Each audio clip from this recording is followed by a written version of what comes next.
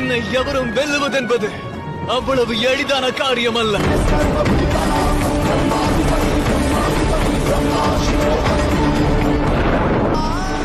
திவ்ய வஜ்ராயுதமே, உன் மகிமைக்கு நான் தலை வணங்குகிறேன். என் திவ்ய அஸ்திரத்திற்கு மதிப்பளித்து அமைதி அடைவாயாக.